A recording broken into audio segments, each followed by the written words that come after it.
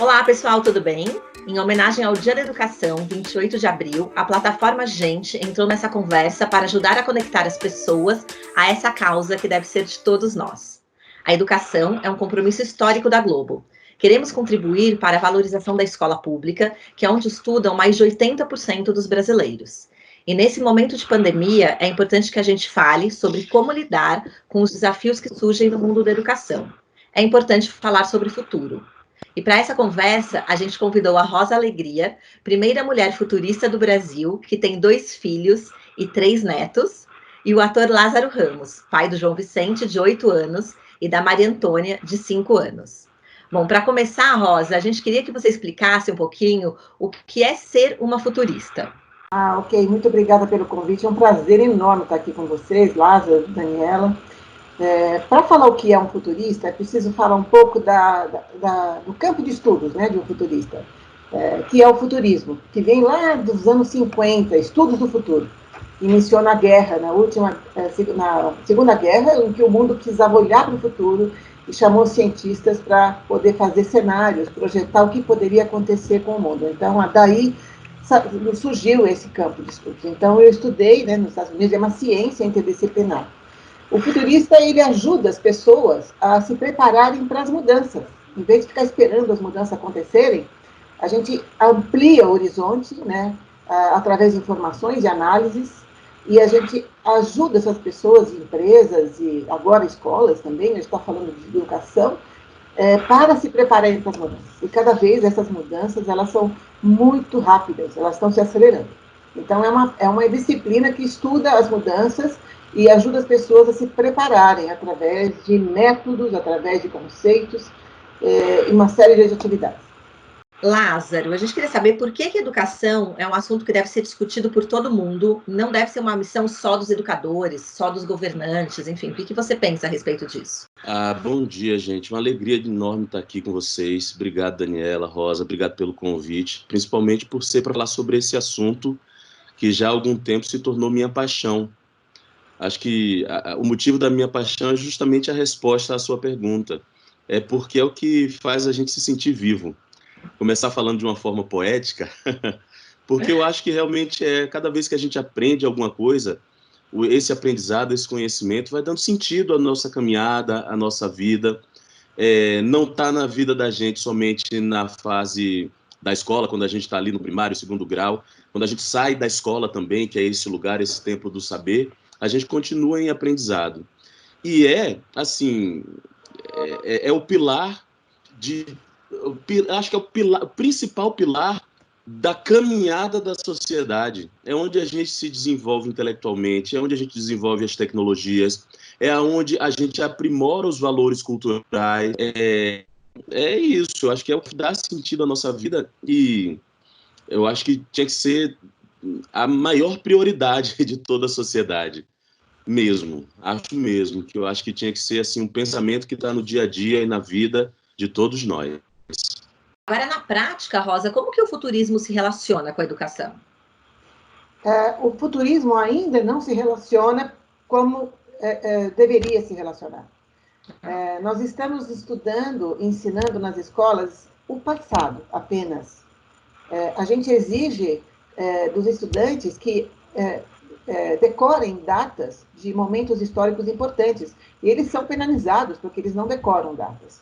E aí passa a não fazer mais sentido, nesse momento de mudanças aceleradas e de exigências que o mundo está trazendo para o futuro, por que, assim como a gente ensina a história, a gente não ensina o futuro? Porque é nele que vão ser tomadas as decisões para um mundo que precisa ser construído. O futuro é onde tem o novo, é da onde vem a imaginação para inovar, para criar, para se preparar. Né? E os jovens, eles não estão tendo isso nas escolas, eles não estão sendo preparados para pensar naquilo que eles querem como mundo, que vida eles querem viver, né? Como eles querem estar vivendo nessa realidade nova. Então, é por isso que o futuro, nesse momento, é absolutamente imprescindível como matéria, como disciplina escolar. Assim como se ensinar história é importante, ensinar o futuro também é muito importante. Agora, Rosa, esse novo muda a cada dia, né? Os professores também precisam estar preparados para isso, né? Bastante. E a gente, a minha atividade atual é também capacitar professores, porque eles são essa interface, né, entre essas gerações. Agora, Lázaro, você começou aqui fazendo um pouco de poesia e essa pandemia deixou claro para muita gente que a gente não sobrevive sem arte, seja música, seja literatura, enfim, o que for. Como que os caminhos da arte e da educação se cruzam? Olha, eu já entendi um cruzamento aqui inevitável com o futurismo que a Rosa está falando para a gente. Outro dia eu estava conversando numa roda de amigos e a gente estava contando a quantidade de obras que falavam sobre um futuro distópico. Handmaid's Tale, a arte mais recente começou a falar sobre o futuro distópico, um futuro destruído, um futuro onde as polarizações viravam a tônica dominante e trazia consequências grandes. Eu, particularmente, sem querer falar das minhas coisas, mas é porque é um fato, os 4 trabalhos que eu fiz nos 2 últimos anos falavam sobre confinamento. Olha que loucura, eu nunca tinha me tocado que assunto era esse. E eu acho que a arte acabou se juntando um pouco aí ao futurismo, no sentido de farejar um caminho que a gente estava seguindo, né? E esse futuro chegou, na verdade. A gente está vivendo algo que a gente nunca imaginou que ia viver. Acho que a arte se mostrou um alerta em vários sentidos. Talvez a gente não tenha escutado as mensagens, mas se mostrou um alerta. E hoje se mostra um alento, né? Você vê como as pessoas têm se apegado a manifestações artísticas, a ouvir música, a palavra, né, a conversar, as lives, né, o que é? 2 pessoas falando, trocando ideias, se fazendo companhia, imaginando coisas. Essas todas são expressões artísticas. Eu acho que se nesse momento tem algo que a gente pode tirar de bom, é reafirmar esse valor da arte, é reafirmar o sentido que a arte tem nas nossas vidas, e que é de acolhimento, que é de reflexão, que é de entretenimento, para às vezes a gente esquecer a dureza do nosso dia a dia. A gente ainda não conseguiu resolver vários problemas do passado. Diariamente surge aí uma nova dificuldade no presente, né? O coronavírus está aí para provar. O Brasil está preparado para falar de futuro? Bom, o Brasil, infelizmente, talvez menos do que alguns outros países, está menos preparado. Nós não temos essa cultura, apesar de ser o Brasil do futuro, né, o país do futuro, como há anos atrás nos batizaram, mas a gente nunca assumiu esse nome, né, esse destino que nos deram. Não temos futurismo nas escolas, né? Não temos um aspecto de pensar longe. Nossos líderes de governo, de empresas, não olham para o futuro distante para ver qual será a consequência daquilo que estão fazendo hoje. Então, realmente não está preparado.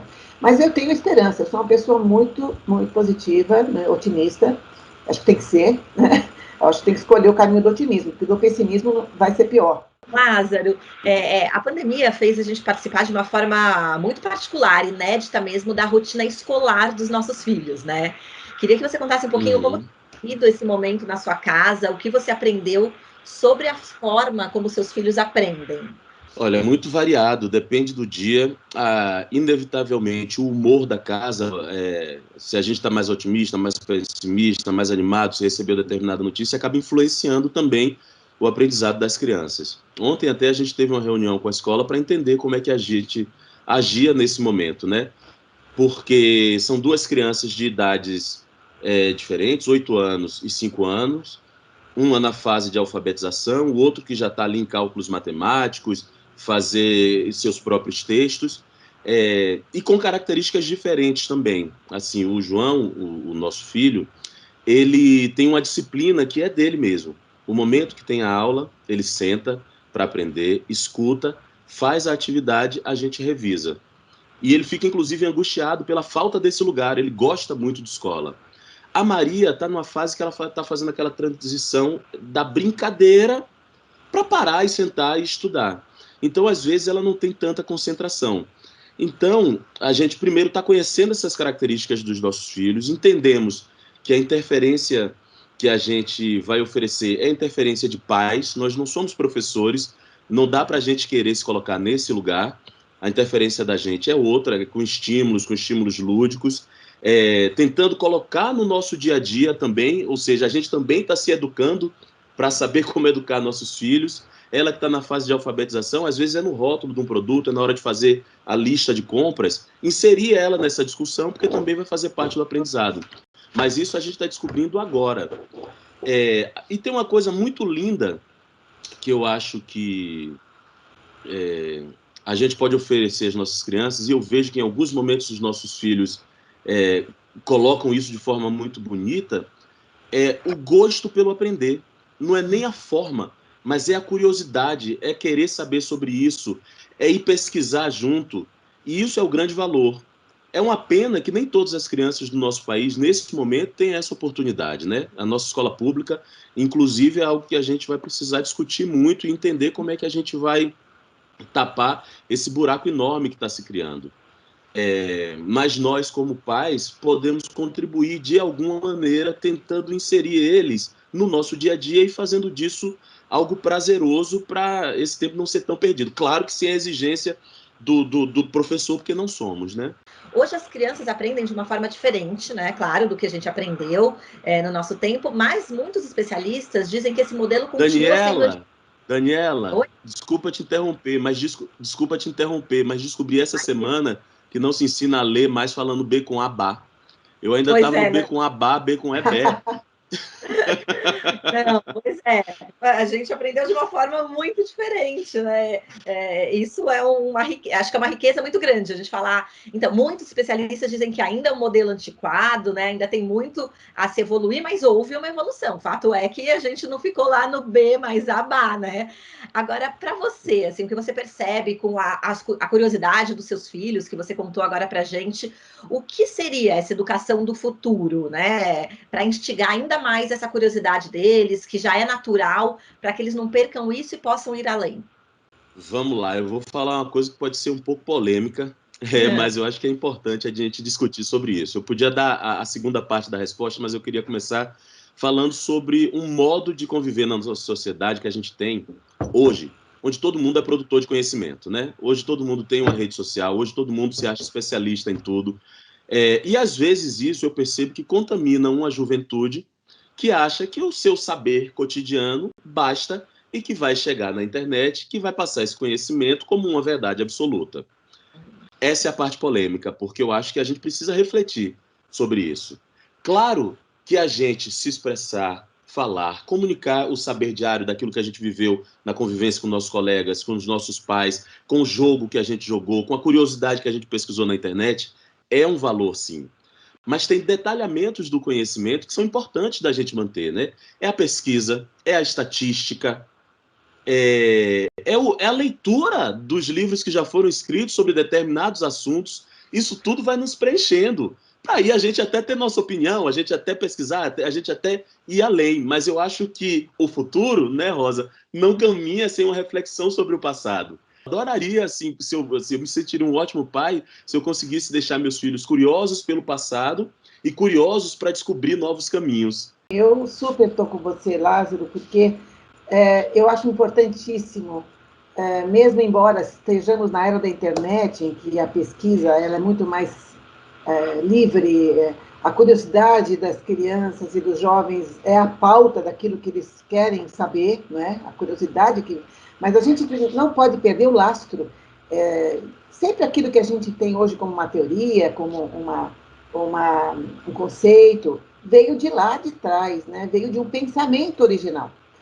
O que a gente não pode fazer acontecer é correr esse risco de perder a origem desse pensamento. A gente tem muita coisa hoje, a vida se explica muito através da origem dos filósofos antigos. Então, o risco que a gente corre nessa horizontalidade do ensino e da comunicação é perder essa origem. Por outro lado, acho importantíssimo a gente respeitar o grau de intensidade dessa curiosidade que o Lázaro falou para aprender. Nós não podemos impor mais aqueles conteúdos goela abaixo de uma forma tão vertical. Nós temos que trazer um pouco mais de equilíbrio entre o que eles querem aprender, o que os move, o que faz sentido para eles, e trazer essa completude. de aprofundar o conhecimento, mas não impor conteúdos. Hoje nós estamos num momento, o mundo precisa de muitas habilidades para a gente criar modelos novos, muito mais do que conteúdos. Conteúdos vazios e impostos não vão levar a muita coisa, é isso que eu acho. Mas realmente, Lázaro, acho que a gente precisa respeitar aquilo que veio lá de trás. E a gente está correndo risco de perder nesse mundo da internet. E Rosa, queria que você aproveitasse e explicasse para a gente o que é o Teach the Future. Teach the Future é um movimento futurista, né, pautado no futurismo, envolvido com a educação. Ou seja, a nossa missão, o nosso propósito é inserir os estudos do futuro dentro das escolas de ensino médio e ensino superior. Principalmente ensino médio, porque as pessoas ainda não escolheram a profissão. Então, as escolas ainda estão ensinando jovens para profissões que não vão existir mais. 70% das profissões, daqui a 20, 30 anos, não vão existir mais. Além do que, com métodos antigos, muitas escolas, métodos bastante obsoletos, e para resolver soluções, problemas, na verdade, que a gente nem sabe quais são, principalmente agora. Quais são os problemas que nós vamos enfrentar depois dessa pandemia? Então, é preciso remodelar isso. Isso está na pauta da agenda mundial, já estão preocupados com isso, a OECD, por exemplo. Né? Então, o Teach the Future está engajado com isso. Preparar os jovens para esse futuro, fazer com que eles se apropriem do futuro. E foi fundado pelo Peter Bishop, que é um professor de futuristas muito, muito conhecido no mundo. Ele se aposentou e disse assim, agora o que eu vou fazer da vida? Eu preciso ensinar as novas gerações. Então, ele fundou esse movimento em 2014, e eu estou aqui no Brasil, nessa rede, nesse apoio, fazendo com que as escolas realmente vejam a importância disso. Agora, como que a gente aplica esse modelo em um país tão grande, tão diverso como o nosso? Como que a gente lida com a falta de recursos básicos, né? Tem locais que a gente tem dificuldade de energia, de conexão de internet, de ter mesmo o computador. Como que a gente espalha isso pelo Brasil? Sem dúvida nenhuma, a tecnologia ela é muito importante. E ela realmente, a carência dela pode dificultar um processo evolutivo. Mas acho que mais importante que a tecnologia uma outra tecnologia mais importante é a humana, é a imaginação, o campo da criatividade que existe em cada jovem, principalmente nas crianças. Não adianta uma escola ter uma série, uma parafernália de máquinas, né, impressora 3D, uma série de artefatos de inteligência artificial, realidade virtual, se a imaginação das crianças não está sendo respeitada ou não está sendo cultivada. Então, o que eu vejo é que as escolas ainda, uma grande parte delas, né, eu queria a maioria delas, não cria espaços de aprendizagem que acolhem essa imaginação. Imaginação que vem das crianças pequenas, de 3, 4, 5 anos. Né? A gente, com adulto, perdeu, a gente fica com vergonha de falar coisas que a gente acha meio ridículas, né, absurdas. As crianças não têm esse medo. E é nesse campo do absurdo, entre aspas, né, e do ridículo que a gente acha que é adulto, é que está o novo. Então, a escola precisa valorizar, claro que tecnologia é importante, mas antes disso, em lugares que não têm esse recurso, certamente tem muita riqueza. E nesse momento é até uma dúvida grande dos pais, né? O quanto eu conto o que está acontecendo no mundo, o quanto eu blindo meu filho. Claro que eles não devem. Eu gosto muito de lembrar da Vida é Bela, do filme, né? A gente não vai colocar crianças numa bolha, mas também não precisa ser tão pesado para elas, né? Até para que elas possam ter essa projeção de um futuro mais otimista. Lázaro, eu queria que você contasse aí na prática como é falar sobre esses assuntos com seus filhos, a pandemia, o futuro, os medos e como você também estimula a criatividade deles. Eu sabia que essa pergunta ia chegar e aí eu abri aqui porque Thaís ela fez uma seleção das frases deles que eu acho que revelam muito como o que é que eles estão sentindo e entendendo. Eu achei muito legal ela ter feito esse registro, então para mim essa resposta vem com a palavra deles. João, nosso filho, falou assim: mãe, eu estou fazendo as contas para fazer uma máquina do tempo. Vamos voltar para o passado, porque a gente errou muito, né, mãe? Aí vai dar para consertar tudo. Genial. João falou também assim: não fala esse coronavírus. Não fala o coronavírus, fala esse coronavírus, senão ele nunca mais vai passar. Olha como são. Muito bom. Eles, assim, a gente particularmente não assiste notícia do lado deles, a gente filtra. Isso, na verdade, já era uma coisa que tinha anteriormente. A gente vê as notícias e passa se for alguma coisa que eles tenham que saber. Por exemplo, higiene. Falar sobre higiene é um tema importantíssimo e independe, inclusive, desse momento que a gente está vivendo, né? A maneira de lavar as mãos, a proteção. E eles também vão oferecendo repertórios e que quando a gente às vezes silencia e ouve um pouquinho mais, a gente entende o processo. É uma cabeça que está um pouquinho mais fresca do que a nossa. A gente não está antecipando as coisas, mas a gente está conversando na linguagem deles e sem antecipar muitos assuntos. E a criatividade não é todo dia que dá para ser criativo, não. E também eu estou achando que é bom, porque não saber o que fazer também faz parte da vida, e eles também vão encontrando o que é que eles vão fazer. A gente não se obriga todos os dias a inventar uma grande brincadeira, aquele escorregador na escada, ou uma coisa do lençol. Tem dia que não tem alternativa e eles se viram um pouco sozinhos, que eu acho até que é bom. Eu escrevi para Crescer até uma coluna sobre isso, sobre férias. Eu falei, gente, tentem nas férias algum dia não programar nada. A gente já passa o ano todo programando escola, aula de judô, aula de capoeira, o inglês, a criança fica cheia de atividade no fim de semana, tem que fazer, não sei o quê. Não, calma. Eu lembro que muitas vezes, quando eu era criança, eu ficava contemplando o universo. Às vezes não tinha o que fazer, eu estava ali, filosofando na minha cabeça de criança. Agora, nós adultos, né, sejamos pais ou professores, a gente vem de uma outra época, enfim, com uma outra cabeça. É preciso a gente reprogramar a máquina para não parar de aprender nunca? Sem dúvida, a gente vai viver muito tempo, né? Se a gente viver direitinho, se cuidar, a gente pode viver mais que 100 anos. Eu gostaria de viver até onde eu estiver bem. Adoraria que eu estivesse bem além dos 100 anos. A longevidade está aí. Até tem alguém no mundo que já vai viver 130 anos. Já existe pessoas no mundo que vão viver até essa idade. Então, gente, vivendo 130 anos, eu preciso fazer o quê? Preciso ter o sabor da vida. E um dos sabores da vida, para muitos, é aprender. Né?